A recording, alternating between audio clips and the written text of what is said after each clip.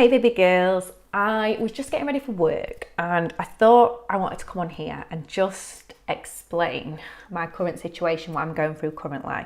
I have been a little bit quieter than I wanted to be in January. I was going to give January a good go with like YouTube and be like really current and like post loads of videos, but we've had something going on which has been preventing us from doing that because it's just been a bit stressful. So I'm currently going through a dispute with one of my neighbours. So I own a flat and there's 6 of us all together in this flat, a ground floor and an upstairs, and we all own a portion of this land, so we all are a shared freehold of these flats.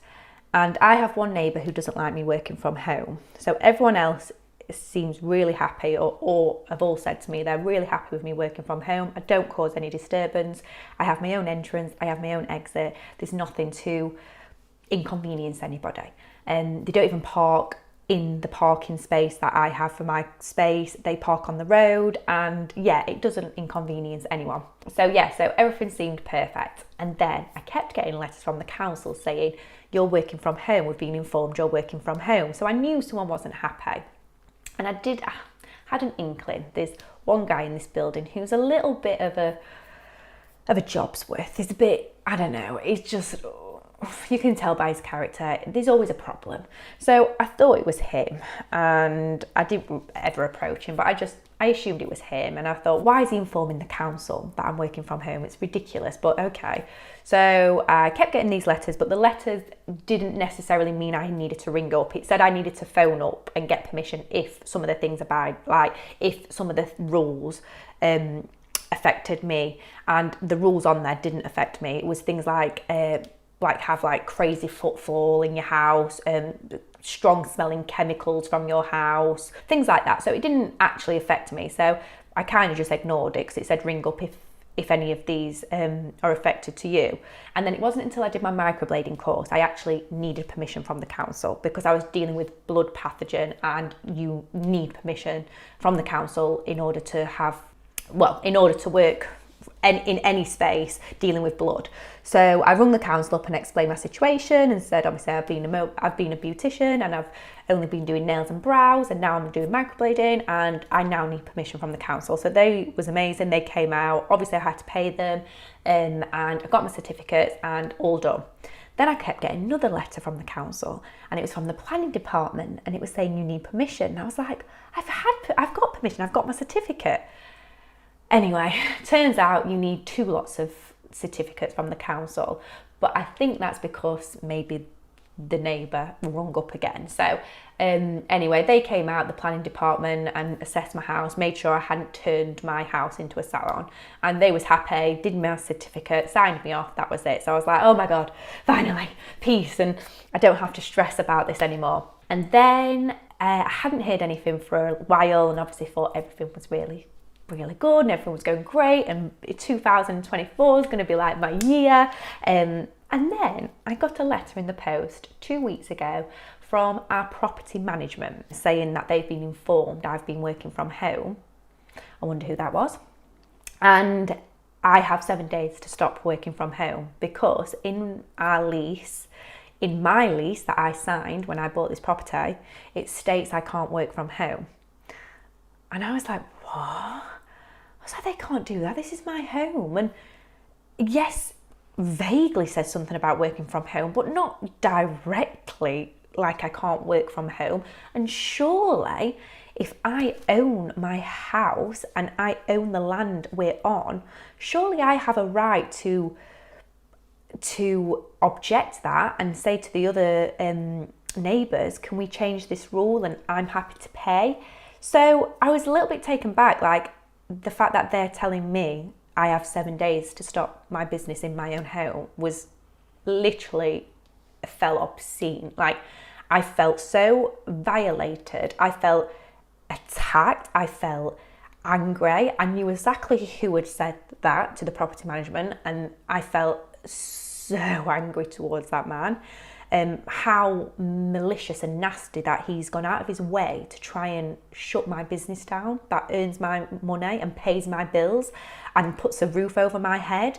I've never done any harm to this man. We've had one argument about parking a car in front of my garage because he told me I couldn't park my own car in front of my own garage. And basically I think that's where all this has come from. So yeah, apart from that, I've never caused any inconvenience to any, well, that's not causing an inconvenience. Everyone parks their car in front of their garage. It's not just me. I mean, we've got 6 other neighbours and I think 4 of them do it. So yeah, so apart from that, I'm a pretty good neighbour. I do nothing wrong. I look after my land. I make sure my garden's always tidy. We always make sure the decorating's outside looking lovely. I keep my house inside nice and tidy. I just have a little salon in my front bedroom that I do a couple of clients a day in there. I don't work weekends. I stick to normal hours. I don't work evenings. And I just think, how dare you go after that, you horrible, horrible man. So yeah, I'm kind of now stuck what to do. So basically they said they were going to get solicitors involved and I would have to pay for those if I don't stop trading in 7 days, basically saying they're going to take me to court. So I've obviously been stressed and not been feeling the best. I think I've been crying every single day because it's been probably the most stressful situation I've been in for quite a long time. So yeah, I'm not going to get emotional talking today because I've literally cried my tears that I've needed to cry for 2 weeks, so I'm not going to cry anymore.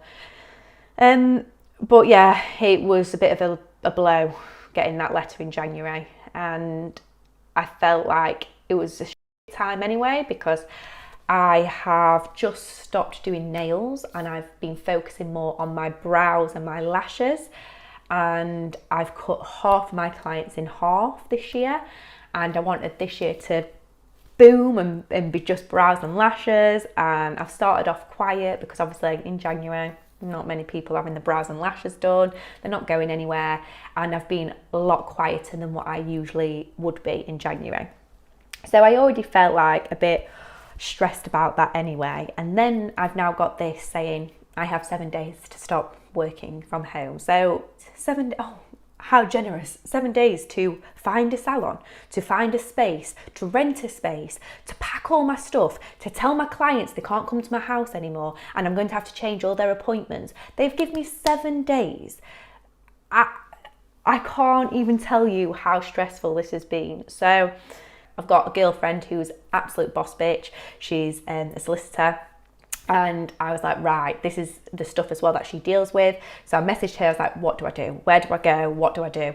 So she's now currently in the process of looking at all. She's gone through all the lease and she's going through all the letters to see what I'm going to do. She actually hasn't messaged me back yet with a solution. But I'm waiting on that currently. That's what I'm waiting for. So that's going on.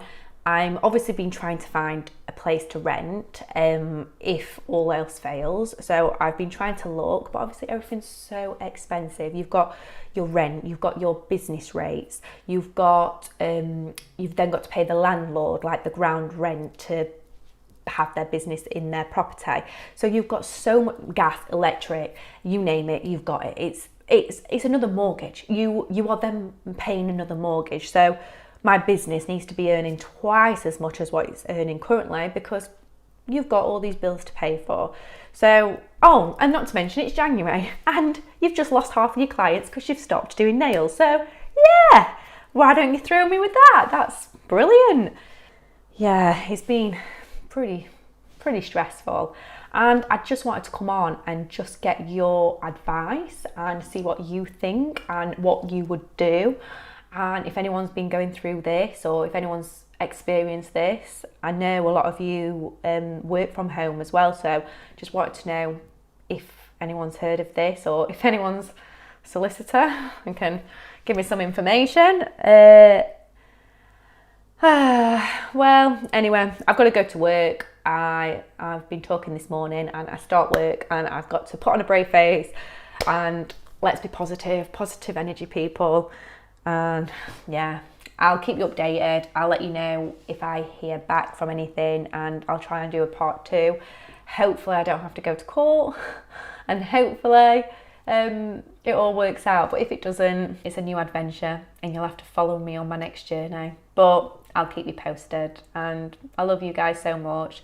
It really means a lot to have this YouTube channel, and I think more than ever, I think I'm so appreciative of this, because without this, I think I would be a crumbling mess, because obviously this does give us an income, and yeah, that's all thanks to you guys subscribing and watching. So I really appreciate you so much. I'll see you in the next one. Bye.